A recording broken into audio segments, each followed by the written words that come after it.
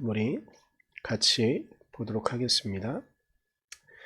가장 높으신 분의 보호를 받으면서 사는 너는 전능하신 분의 그늘 아래 머무를 것이다. 나는 주님은 나의 피난처, 나의 요새, 내가 의지할 하나님이라고 말하겠다. 정녕, 주님은 너를 사냥꾼의 덫에서 빼내주시고 죽을 병에서 너를 건져 주실 것이다.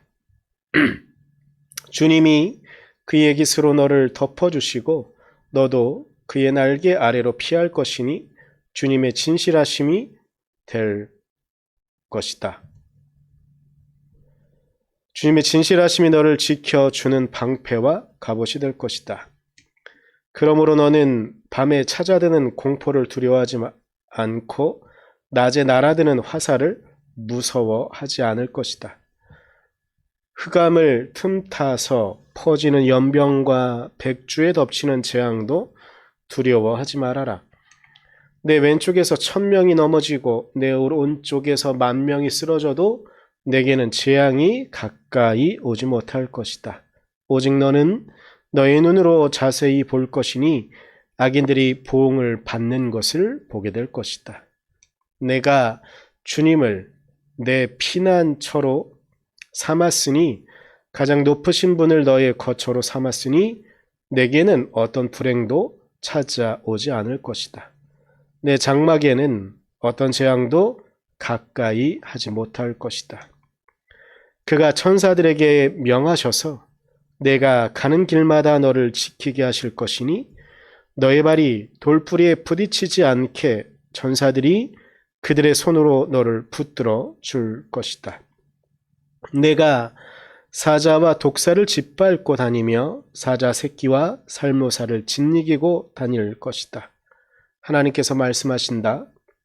그가 나를 간절히 사랑하니 내가 그를 건져주겠다. 그가 나의 이름을 알고 있으니 내가 그를 높여주겠다. 그가 나를 부를 때에 내가 응답하고 그가 고난을 받을 때에 내가 그와 함께 있겠다. 내가 그를 건져주고 그를 영화롭게 하겠다. 내가 그를 만족할 만큼 오래 살도록 하고 내 구원을 그에게 보여주겠다. 아멘.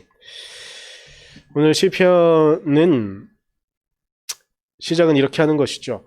가장 높으신 분의 보호를 받는 너, 전능하신 분의 그늘 아래 머무를 것이다 라고 이야기하면서 시작을 합니다. 그러면서 주님은 어떤 분이냐? 2절에 이렇게 이야기하죠. 주님은 나의 피난처, 나의 요새, 내가 의지할 하나님이라고 이야기하면서 오늘 시편은 시작을 하고 있습니다.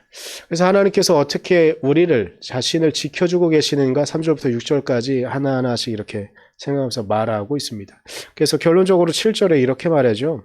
나의 좌편 왼쪽에서 1000명이 무너지고 오른쪽에서 10,000명이 쓰러진다 할지라도 내게는 재앙이 오지 못한다 라고 이렇게 선언적으로 이야기합니다. 결국은 하나님께서 우리를 지켜주실 것이다. 너를 믿는 너를 지켜주실 것이라는 메시지가 8절 이하로부터 계속 나오는 것입니다. 오늘 시편은 그저 가만히 보면 우리에게 은혜가 되고 우리에게 위로가 되는 그런 말씀입니다. 왜냐하면 어떤 경우에도 우리를 지키시는 하나님의 이미지, 그리고 어떤 경우에도 주변에 있는 정말로 7절에서 말하고 있는 것처럼 왼쪽에서 1000명이 무너지고 오른쪽에서 10,000명이 쓰러지는데 주님께서는 나만은 결코 무너지지 않도록 지켜주신다고 말하고 있는 것이 이것보다 힘이 되고 위로가 되는 말씀이 어디 있겠습니까? 그런데 우리는 실제적인 우리의 삶을 살아가고 있습니다. 오늘 시편 91편이 고백하고 있는 이러한 내용들이 항상 우리에게 일어나느냐? 정직하게 말하면 우리의 눈으로는 그런 것들이 보이지 않죠. 그러면 이 괴리를 어떻게 조절하고 우리는 어떻게 믿음의 눈으로 바라보아야 할까요? 제 카톡 프로필의 단어를 한 7년 전쯤부터 계속 변하지 않고 쓰고 있는 메시지가 있습니다. 그 메시지의 내용은 이렇게 저는 쓰고 있습니다. 하나님의 긍휼에 대하여 절망하지 말아라 라고 저는 써놓고 있습니다. 이것을 왜 써놨냐면요. 제가 한 5년, 6년쯤 전에 책을 보다가 엄청나게 위로되는 그런 상황과 여건들을 좀 보게 됐습니다. 무엇이냐면 중세시대에 이 단어가 쓰여지기 시작했고 믿음의 사람들에게 서로 회자되어졌던 그런 문장인데, 다시 한번 말씀드리면 하나님의 궁율에 대하여 절망하지 말아라. 근데 중세시대 특히 수도원 운동이 활발하게 움직여지게 되어지면서 수도원을 중심으로 해서 그 주변에 있는 사람들을 실제로 수도원의 도움을 받고 수도원이 그 주변에 있는 사람들을 먹여 살리는 상황들을 겪으면서 중세 사람들이 고백하게 된 말이 하나님의 궁율에 대하여 절망하지 말아라 라는 그런 말이었었습니다. 그런데 수도원이 주변에 오기 전에 그 사람들은 막연하게 생각했던 것이 91편과 동일합니다. 하나님에 대해서 절망하지 마라. 하나님은 결단코 우리를 지켜주시는 분이다. 그런데 제가 91편의 내용을 간단하게 말씀드리고 실제 우리 삶에 대한 이야기를 말씀드렸던 것처럼 실제로 우리가 살아가는 삶의 영역들을 좀 보게 되면 우리에게 어려움이 없느냐? 고난과 아픔의 이야기들이 없느냐? 그렇지 않거든요. 그런데 교회는, 그리고 주변에는 수없이 많은 사람들은 하나님에 대해서 절망하지 말라고 이야기하는 겁니다. 그런데 이건 너무 멀리 있는 것 같은 거죠. 그런데 수도원 운동이 일어나면서, 중세시대에 수도원 운동이 일어나면서 실제로 수도원의 중앙에 있던, 멀리 있던 수도원의 실제적인 도움, 그리고 수도원에서 활동하는 수사들 혹은 신부들 혹은 하나님을 찾는 수도자들의 삶들을 보면서 그들은, 중세시대의 수도원들은요, 그냥 수도원 안에서 묵상만 하는 그런 수도원은 아니었었어요. 그들은 성경을 묵상하는 시간 외에는 몸으로 훈련을 했거든요. 그래서 노동을 했어요. 근데 노동하는 방식이 주변에 있는 마을 사람들을 위해서 노동하는 거였고요. 그리고 이런 운동들을 선하게 본 사람들의 도움으로 재정적인 도움이 생기게 되면 이것을 갖고 수원에 있는 사람들만 먹고 살아가는 경우는 그렇게 많지 않았습니다. 대부분이 주변에 있는 마을들을 먹여 살리는 중요한 역할을 했던 것이 수도원들이었거든요. 그럼 그들을 보면서 느끼는 거죠. 그들이 궁유를 느끼게 되는 거예요. 성경에서만 보았던 예수 그리스도의 궁유를 그 수도사들을 통해서 경험하게 되는 겁니다. 그래서 이들이 고백하게 되는 거예요. 궁율이라는 게 성경 안에만 있는 단어가 아니라 하나님의 사랑을 경험한 이 수도사들이, 혹은 수도원에 와서 자신의 영성을 공부하고 훈련하는 이들이 수도원에만 머무는 것이 아니라 마을에 와서, 자신의 삶의 터전에 와서 그 삶을 같이 나누는 것들을 보면서 이것이 성경 안에만 존재하는 궁율이 아니라 우리의 삶에 같이 하고 있는, 눈물의 사랑으로 우리와 같은 존재가 되셔서 우리와 같이 호흡하시는 예수 그리스도가 저 사람들을 통해서 경험되어지는 것이죠. 그래서 중세시대 수도원 운동이 활발하게 유럽 각 지역에 퍼져 나가면서 그들의 삶 가운데 고백되어지는, 믿음의 사람들에게 고백되어지는 것은 하나님은 말로만 우리를 지켜주시는 분이 아니라 우리 옆에 오셔서 우리와 같이, 참고로 수도원에 있던 사람들이 항상 배불리 먹었느냐? 그럴 수는 없었을 겁니다. 그래서 그들은 노동을 했을 거고요. 주변에서 그 운동들을 선하게 보면서 헌금이나 혹은 땅을 기부하거나 이런 것들이 행해진다고 했을지라도 실제로 수도사들도 힘들게 하루하루를 살았던 것이거든요. 그러니까 이들이 이걸 보면서 경험하게 되어지고 고백하게 되어지는 것은 무엇이냐면, 하나님은 우리의 이 아픈 문제들을 해결하시는데 궁율의 하나님으로, 우리를 보호하시는 그 하나님으로 우리와 함께 한다는 것을 그들은 알게 되어진 것입니다. 오늘 본문의 91편에 하나님은 우리를 지켜주시는 분이라고 막연하게 우리의 기대를 갖고서 이렇게 시편 91편은 이야기를 합니다.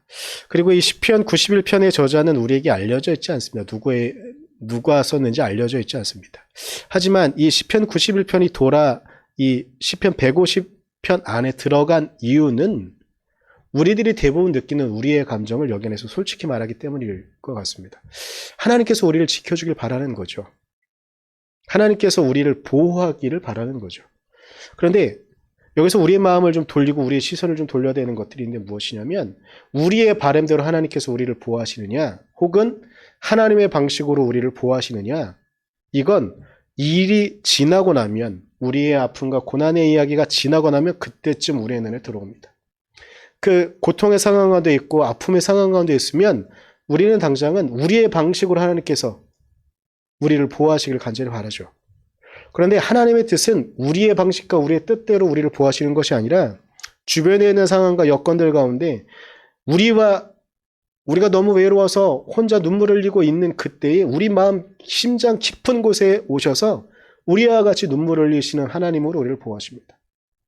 그리고 우리 주변에 있는 상황들의 여건들을 좀 보면서 그 여건들 가운데 이것이 협력하여 우리를 도울 수 있는 것들, 우리가 기대하기는 슈퍼 영웅이 나타나서 혹은 엄청난 갑부가 나타나서 우리에게 돈을 얼마 주거나 슈퍼 영웅이 나타나서 이 문제를 해결하기를 바라지만 하나님의 방식은 우리 주변에 우리처럼 별로 볼품없어 보이는 그 사람들을 통해서 우리를 도우시는, 이 일이 지나고 나면, 고난이 지나고 나면 우리가 발견하게 되는 그 방식으로 우리를 보호하시는 것이라고 저는 믿습니다. 오늘 시편 91편은 어쩌보면 1차원적으로 하나님의 도우심이, 하나님이 우리를 보호하시는 방식을 간구하고 기도합니다. 하지만 이 바람 속에서 하나님께서 우리에게 하시는 방식은 궁율의 사랑으로 우리와 함께 호흡하시고 우리와 같이 고난당하시고 심지어 우리가 목숨을 잃게 되어지는 상황 가운데 처하게 될지라도 그때에도 하나님은 같이 우리와 같이 당신의 생명을 저 십자가에서 내어주셨던 것처럼 그 생명을 또 우리에게 내어주시는 그 하나님, 그 하나님이 믿고 고백되어질 수 있는 것이라고 우리는 믿어야 할 것 같습니다. 우리의 바람은 하나님께서 모든 문제를 해결하고 하나님께서 우리가 바라는 슈퍼맨이 되어서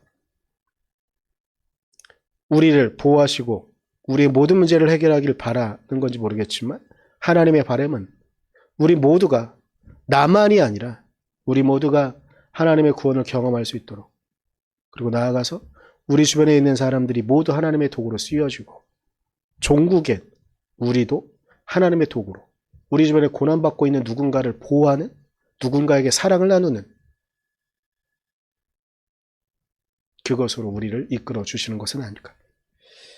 하나님의 궁율에 절망하지 않도록 우리를 이끄시는 하나님은 그 도구로 또한 우리도 또한 사용하실 것입니다.